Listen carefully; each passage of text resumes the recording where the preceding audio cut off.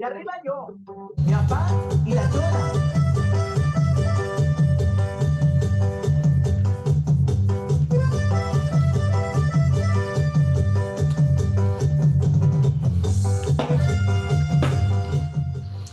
What's up, guys? Welcome to another episode of The Breakdown. I'm your host, Kyle, aka Javante's Inferno. As you can see, by myself today. Cody had to work late unexpectedly, and Javier's getting his ass kicked as well. So, show must go on, but your boy, your commish, can't let you guys down. So, we're gonna make today relatively quick because talking to myself is gonna be kind of awkward. But nonetheless, let's go ahead and dive in. Let me go ahead and share my screen and get this show kicked off. So, starting off like usual, what am I sipping on? I got a St. Arnold's art car. Nothing crazy, just a good old classic. So, for week 8, a couple trades that went down this week. So, the first one we got here between Cody and Javier, Damian Harris for J.K. Dobbins. I was honestly pretty surprised because as soon as the news came out that Dobbins was going to be out 4 to 6 weeks, this trade went through. So I had thought that Cody had pulled a fast one over on Javier, but Javier said, "No, I know. I'm just stashing Dobbins for my playoff run. So, better hope that Dobbins comes back for the playoffs and, can be something, but I doubt it." So even though Harris is the RB2 now in New England, Ramondre's got a firm grasp on that position. I mean, a warm body for the next 6 weeks that's actually playing is going to be better than one that's not. So I think Cody runs away with this one pretty easily. The next trade that we had here was with myself and Javier, Deontay Foreman for Marquise Brown. So as you guys know, I am in fight or flight mode right now in our league. Was able to pull out to 3-4 this week, but not with the help of this trade, but any running back depth was going to do. So Foreman had a good week. I think he put up like 16 fantasy points or something like that. So again, just any warm body at running back is going to be better than none. And Foreman's got a really good playoff schedule. I want to say like weeks 14 to 16, he plays Seattle, Detroit, like some real bad run defenses. I think Pittsburgh in there too. So we'll see. Might just save me from the shit bowl, if anything. But felt the need to pull that trigger and think it'll pay off for me again. A warm body is better than a guy sitting on my IR for the next 4 weeks when I'm far, far from having any playoff lock.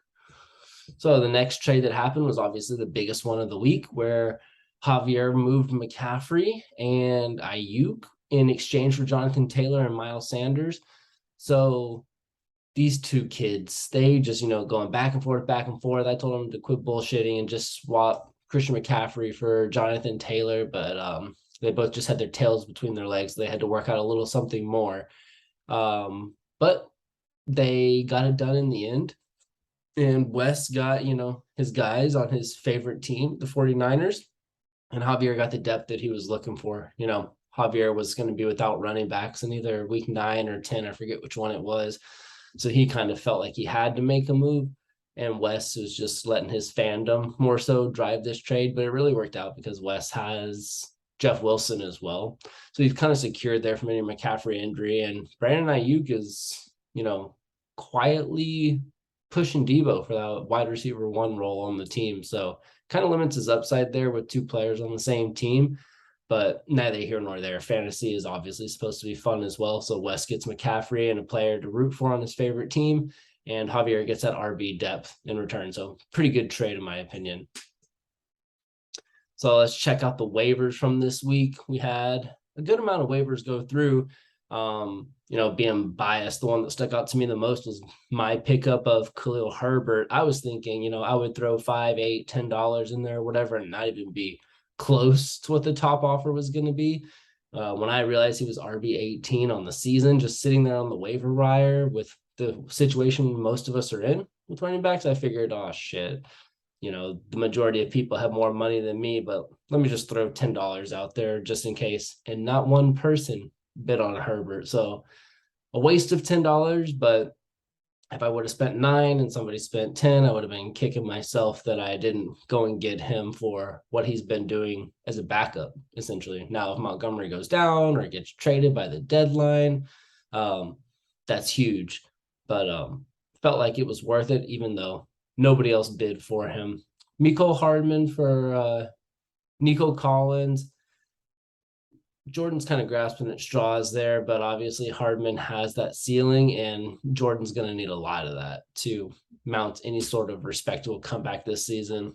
Daniel Jones was the obvious pickup for anybody that was, needing a quarterback because of bye or just obvious, people sucking essentially. He's like quarterback 10 on the season. He's got that running ability. So I was contemplating picking him up as well, just to try and block some teams that have quarterbacks on bye, but it wasn't worth it for anybody that I would have to drop. So good on P Money. I probably would have dropped Tom Brady, to be honest, but I imagine that was a tough decision for him. Matt picking up Paris Campbell. I think that's a really good pickup there. I've been a Paris Campbell believer for years, ever since he was drafted out of Ohio State. He just hasn't been able to stay healthy, man. But when he's healthy, he's, the wide receiver 2, at worst wide receiver 3, but he's got that slot role locked up. So I'd have to double check and see what Alex Pierce has done for the past couple weeks. But Paris Campbell having like 20 plus targets in the past 2 weeks is, you got to take a look at that for sure. But I decided not to put a bid in on him personally, just because of the change at quarterback. Sam Ehlinger out of UT he's a super mobile quarterback. So who knows what that connection is going to be like there. So again, I, like others in the league, I'm sure just didn't feel like they had the roster space to drop somebody to pick up somebody with the question marks that Paris Campbell has, including his health, of course. My dad picking up Marquise Goodwin in exchange for Dotson. I don't remember who that other person was that put a bid on him. I mean, it's good. None of us know how long DK is going to be out. He may not even miss a week. He might miss 1 week. He might miss 3 weeks. I mean, we don't really know. So it's a speculative ad, but Washington sucks. So I got no problem with that. Trevor Lawrence for $1. I mean, that's good. The Jags are, average to above average this year. So I imagine Jordan needed a quarterback this week. Javier picking up Tyler Algier there, I think, was an excellent move just because of the RB situation he was in. He'll be the starter for like another week or so until Patterson is back. But, for $0, which is all he has, I think it was a good ad. Barrows for McKissick as well, another good ad. The Jets are probably going to get a little bit more pass heavy with losing Brees for the year, but a good speculative ad. Matt Collins, Elijah Moore, Brown from Dallas, and James Cook. Of those, my favorite would probably be James Cook, just because after teams' bye weeks, we usually see rookies start to pop off a little bit more. So if James Cook starts to, take over that role from Devin Singletary, then that'll be another good depth piece for Javier, especially since he doesn't need to play him right away. Elijah Moore too, maybe he turns it on at the end of the season, kind of like he did last year. But again, good speculative ad. So love the activity this week and all the bids people are putting in. All right, let's get into the matchup. So this week we've got myself versus Yoda, the small, the old, the wise, Jose. Then we've got Preston going up against Big Daddy G, my pops. We've got Wesselton going up against the dog, the boy, Cody. We got 2% MILF Jacob taking on Matty Franchise, who's riding on a high after taking down Javier, giving him his first loss of the season. And look at that. Javier's got a great matchup to bounce back this week when he's taking on Jordan. So poor Jordan is just having the worst season that I've ever seen. But, shit happens. He's not able to be as active or as attentive as the rest of us. So it shows in his record. But, what an upset that would be if he could pull it off this week against the undisputed top seed in our league. Highly doubtful. But it's a great week for Javier to get a bounce back there. So, I'm pressing the wrong goddamn button. All right, so first matchup, myself and Jose, Kyler Murray versus Joe Burrow. Anybody that's watched any Cardinals games this year has been super disappointed by Kyler Murray. Yeah, he's technically what, quarterback 5 or 6 or something on the year, but it's just uninspiring play. Like he's not getting me less than 17 points, but he doesn't have the ceiling like Joe Burrow's been putting up. So hate that I'm gonna have to wait until Monday night to see who wins this week more than likely. But in that Kyler versus Joe Burrow, I'm gonna go with Joe Burrow. We'll see if that weather affects that matchup at all, especially since Kyler's in a dome. But yeah, I'm gonna go with Jose on that side. Dameon Pierce and Mostert versus Zeke or Pollard and Montgomery. I'm gonna give this one to myself. Tennessee's got a real good run defense, but Pierce has been catching passes. So if he can't get anything going on the ground, I think that they won't hesitate to get him, 5 dump offs or so. And then you got Mostert playing against Detroit, that putrid run defense. So I think Mostert has a top 10 week for sure. He could put up 20 points there, where Zeke and Montgomery don't really have a 20-point ceiling. Best case for Jose, in my opinion, is that Zeke is ruled out with that knee injury and he has to play Pollard, and Pollard gets all that work. That would definitely make this matchup a lot closer. But, splitting hairs, I think I'm going to take myself there with the running back matchup. At wide receiver, you got Evans and Kirk versus Diggs and Lamb. Buffalo coming off a bye is just going to destroy Green Bay, in my opinion. Mike Evans, he has that questionable tag, but he's going to play tomorrow night, so he should be good to go there. We all know Mike Evans is boom or bust. I'm hoping that the Bucs realize how bad they're sucking and realize how little they're getting the ball to Mike Evans, and kind of, realize 1 + 1 = 2 and just start to hyper target him, because good things usually happen when Mike Evans gets a lot of targets. And Christian Kirk has been quietly the wide receiver 10 on the year. I made the mistake too many times of leaving him on my bench when he has good weeks. And I can't say that I'm going to make that mistake anymore going forward. So Denver's got a good pass defense, but really that's from Patrick Surtain locking down wide receiver 1s. And since Kirk plays a lot in the slot, I think he's going to avoid Surtain. So I think he can have a good game over there in London. With all that said, I still think that I'm going to take Jose's side in this. Diggs is just dominant, and he can put up 30 points, and that's enough to just break this matchup by itself. So, Jose, you get the dub when it comes to the wide receivers. Tight ends, Hawkinson put up that one huge week, but hasn't really done much else outside of that. And Ingram, he's just consistent, man.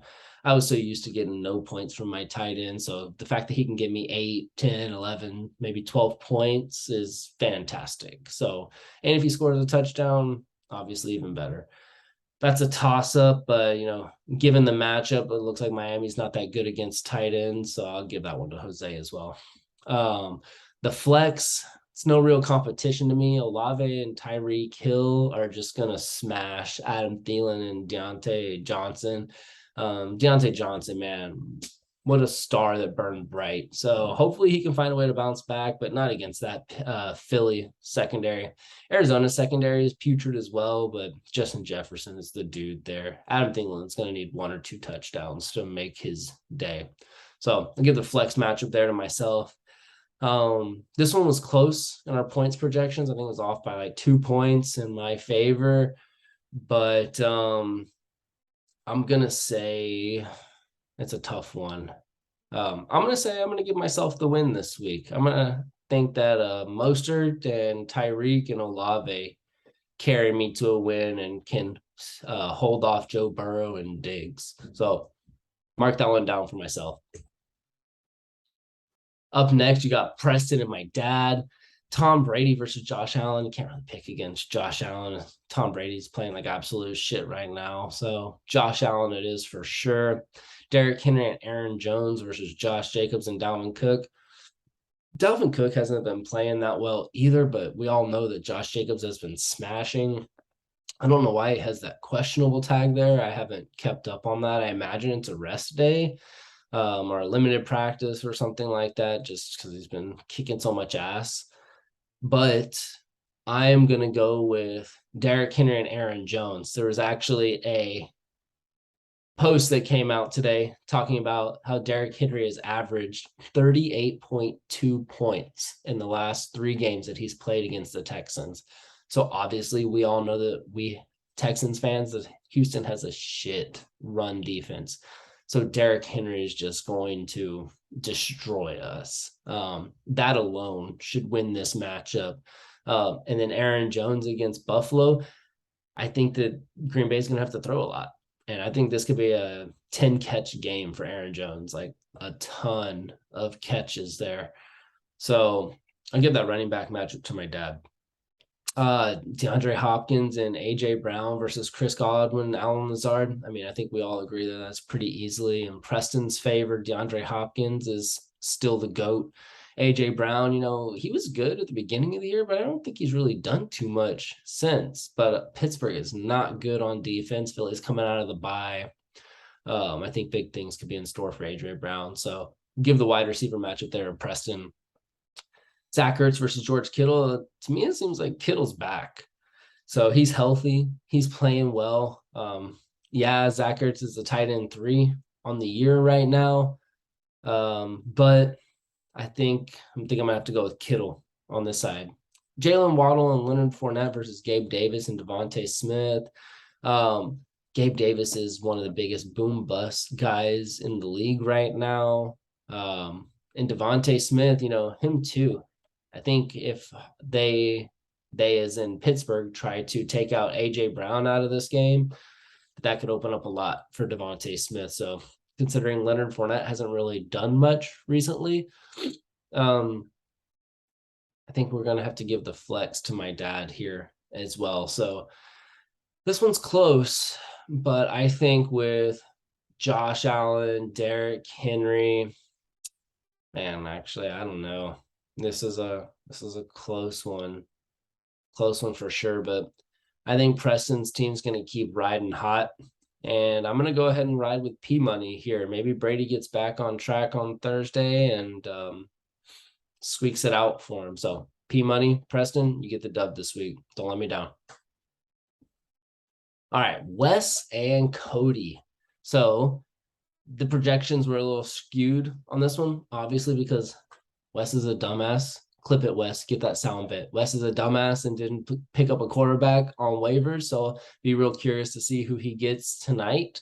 But I mean, other than that, you look at this. So let's just kind of call the quarterbacks a wash right now. Kirk Cousins is fine. He's got a good matchup versus Arizona, but I don't know who Wes is going to pick up to play against him. So Cody, you get the dub here at quarterback. Kenneth Walker and McCaffrey versus Joe Mixon and Nick Chubb. Man, Cleveland has a shit run defense, but Mixon hasn't really been able to do much on the ground this year. So I think Mixon actually has his best game on the ground this week. And Nick Chubb is like a top 3 running back. So I think he just continues to ball. But man, we can't deny what Kenneth Walker's been doing. Dude has been balling out ever since he got that start. McCaffrey is McCaffrey when he's healthy. So I think McCaffrey has a lower ceiling now that he's on the Rams. Or sorry, not on the Rams, on the Niners. Because the Niners got weapons. They got Ayuk, Kittle, Debo, McCaffrey, obviously. So when McCaffrey was in Carolina, he was just the only thing that they had, really. So he was getting everything. Now, I think McCaffrey will be great on the ground, but I think his 25, 30-point fantasy days are a thing of the past. So with all that being said, I think I'm going to have to go with Wes here. Yeah, I think I'm going to have to go with Wes. Close one, but I'm riding with him. For the wide receivers, Devontae Adams and Amon-Ra St. Brown versus Sutton and Cooks. This one ain't close. Sutton has not been doing well with Russ. He's been fine, but he's not living up to anyone's hopes that we had for him at the beginning of the season. And then you look at Devontae Adams and Amon-Ra St. Brown. Amon-Ra St. Brown didn't have a concussion last week, but because of the new league protocols, he had to be out. So that questionable tag isn't really questionable. Devontae Adams, I don't know what's going on there. I didn't read anything about him, but maybe a veteran rest day. As long as it's nothing more serious, I think Wes has got that one locked up pretty easily. So running backs and wide receivers in Wes's favor so far.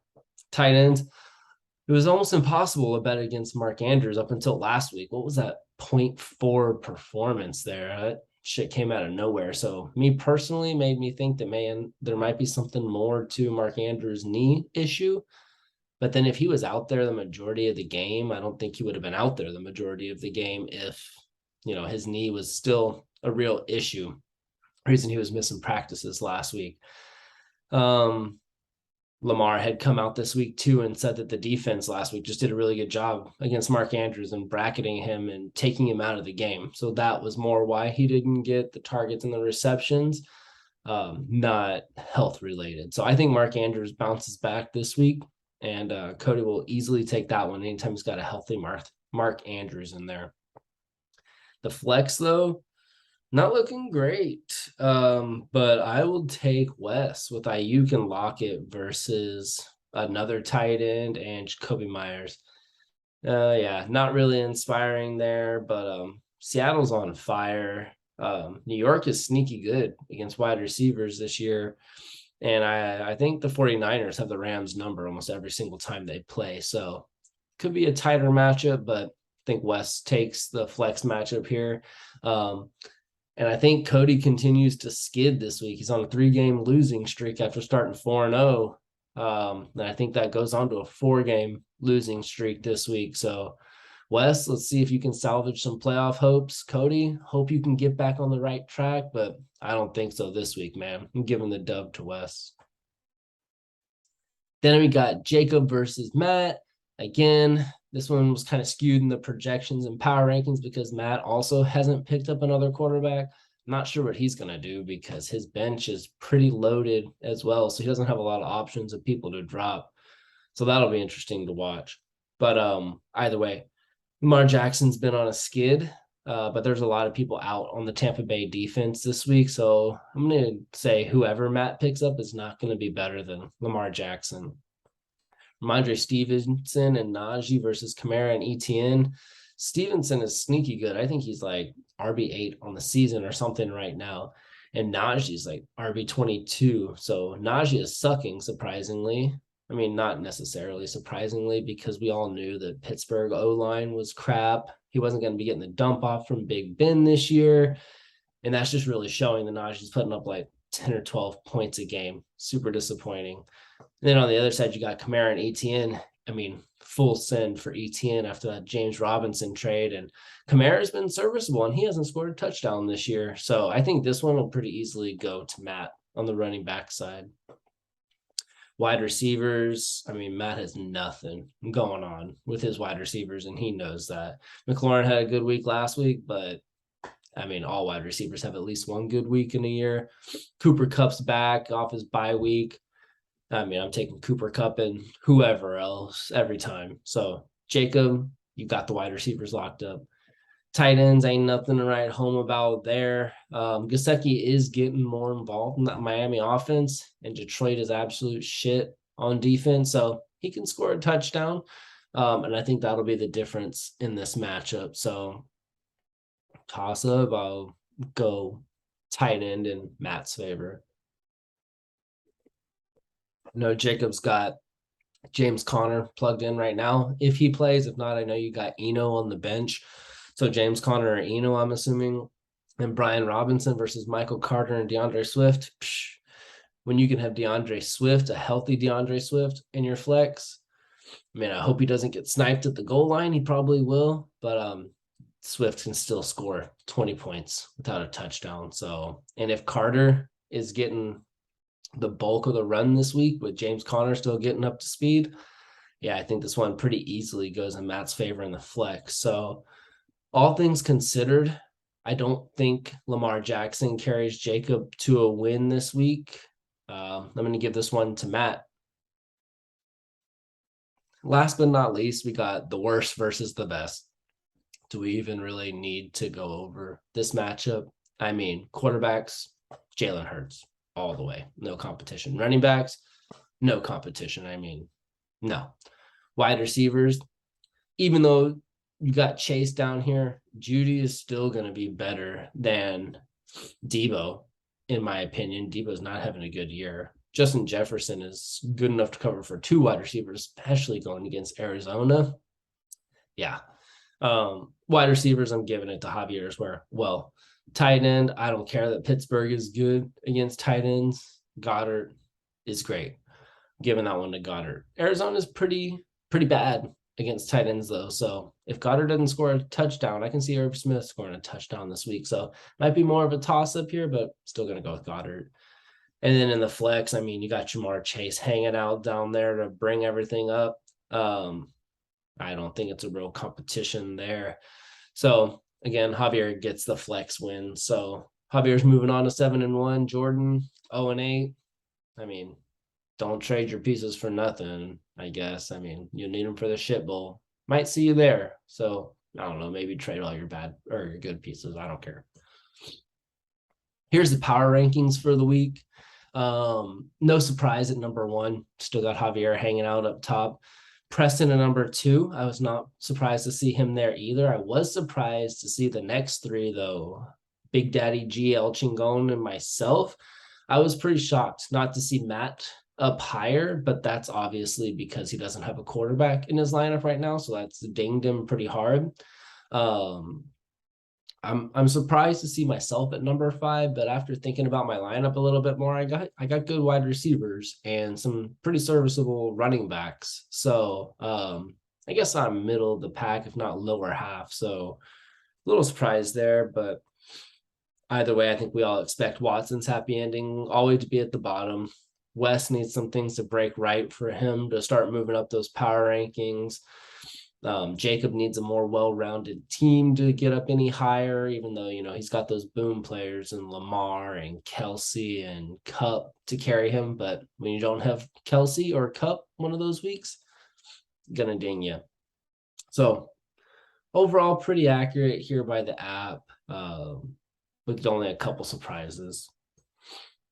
My weekly record is updated to 19-11 on the season. So I'm pretty good, more often than not, pretty accurate more often than not. So again, I'll update this slide at the end of next week.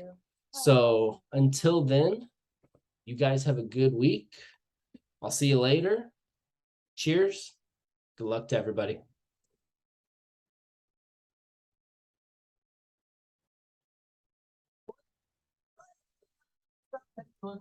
Todos la conocen con la corona, todos la conocen.